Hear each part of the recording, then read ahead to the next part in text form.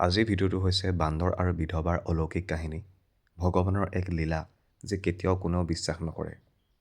এই ভিডিঅ'টো হৈছে এনে এটা কাহিনী য'ত এগৰাকী অসহায় বিধৱাৰ দয়া আৰু অটল বিশ্বাসে ভগৱানক পশুৰ ৰূপত ঘৰলৈ মাতি আনিছিল।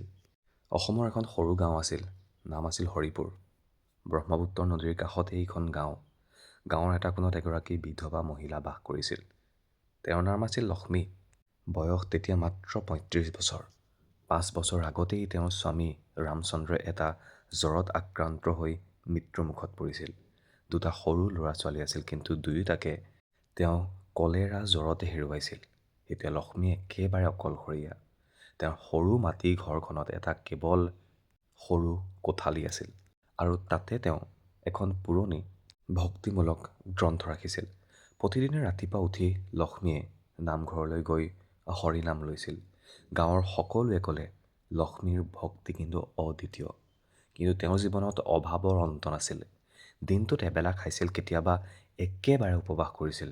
তথাপিও তেওঁ কেতিয়াও কাৰোবাৰ আগত হাত পাতিব নোৱাৰিছিল। এদিন সন্ধিয়া লক্ষ্মীয়ে ঘৰৰ আগত চাহপাত সিজাই থকাৰ সময়ত হঠাতে এটা ডাঙৰ বান্দৰ ওলাইছিল। চকু দুটা চকচকীয়া, মূৰত এটা চন্দনৰ টোপাল যেন লাগিছিল। বান্দৰটোৱে লক্ষ্মীৰ দিশে চাই থাকিল।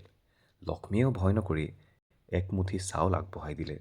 বান্দৰটোৱে চাউল খাই লক্ষ্মীৰ ভৰিৰ কাষত বহি থাকিলে। সেইদিনাৰ পৰা বান্দৰটো প্ৰতিদিনে আহিবলৈ ধৰিলে। লক্ষ্মীয়ে তাক হনুমান বুলি নাম দিলে। প্ৰতিদিনে ভাত দিছিল, পানী দিছিল, কেতিয়াবা এটা কলো দিছিল। গাঁৱৰ লোকে দেখি কিন্তু আচৰিত হ'ল। গাঁৱৰ এজন ধনী মহাজন আছিল। তেওঁৰ নাম আছিল ৰামধৰ। আৰু তেওঁ এদিন আহি ক'লে, এই বিধৱাৰ ঘৰত যে বান্দৰ, এয়া কিন্তু একদম অশুভ কথা দেই। কোনোবা দুষ্ট আত্মাও হ'ব পাৰে। আন এগৰাকী মহিলাই ক'লে, বান্দৰে বিধৱাৰ সংসাৰত থাকিলে অকল দুৰ্ভাগ্যহে আহে। লক্ষ্মী, তুমি ইয়াক আঁতৰাই দিয়া।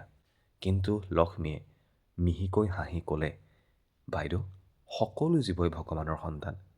হনুমানজীয়ে ৰামচন্দ্ৰক সেৱা কৰিছিল। এই বান্দৰটোৱেও হয়তো মোৰ ভক্তি পৰীক্ষা কৰিবলৈ আহিছিল।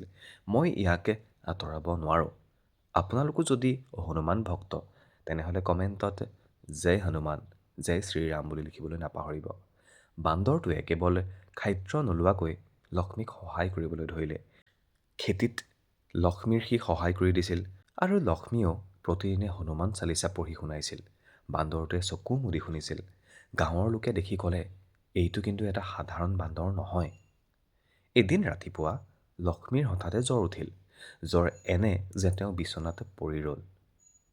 গাঁৱৰ এজন বেজ আহিলে। চকু মেলি ক'লে, লক্ষ্মী, এই জ্বৰ সাধাৰণ নহয়। তোমাৰ আয়ুস মাত্ৰ কেইদিনমানহে বাকী আছে। কোনো কিন্তু আশা নাই।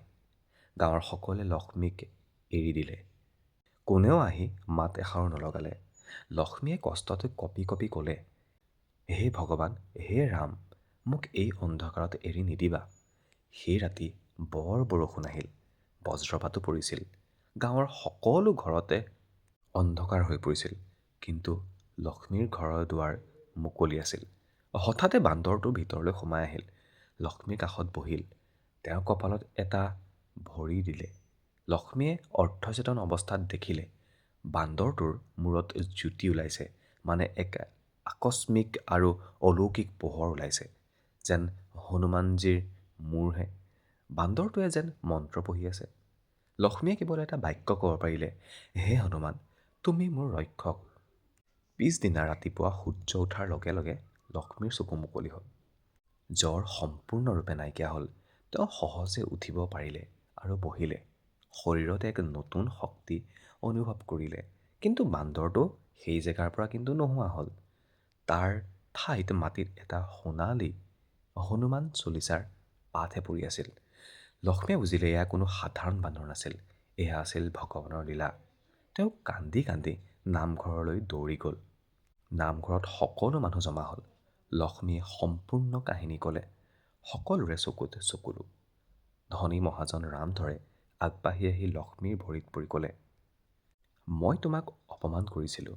আজি বুজিলোঁ, দয়া আৰু বিশ্বাসে অচিনাকি ৰূপত ভগৱান আহে। সেইদিনাৰ পৰা গাঁৱত এটা হনুমান মন্দিৰ নিৰ্মাণ হ'ল। লক্ষ্মীয়ে প্ৰতিদিনে সেই মন্দিৰত কীৰ্তন কৰে, আৰু গাঁৱৰ সকলোৱে শিক্ষা ল'লে।